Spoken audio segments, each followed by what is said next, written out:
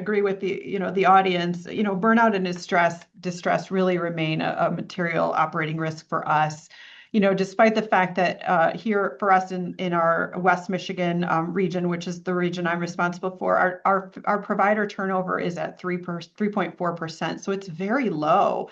But yet we do still see in our engagement surveys the distress is still, kind of off the charts. And so even though we are creating a really nice culture and doing things to support our teams, we are still not doing enough, I think, as an organization, but as an industry, to think about how we support our providers as it relates to that burnout and that distress. So thinking about what we can do to mitigate that is important for me. I think one of the other things, pipeline instability, Deborah talked a lot about that. And so probably the other thing for me that I really worry about is just the service line fragility that we have, specifically in, our rural spaces, which we have several rural hospitals.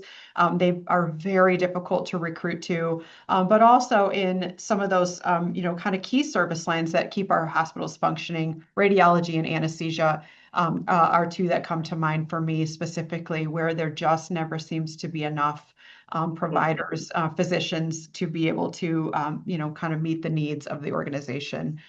So those are the two things that I would probably say today anyway.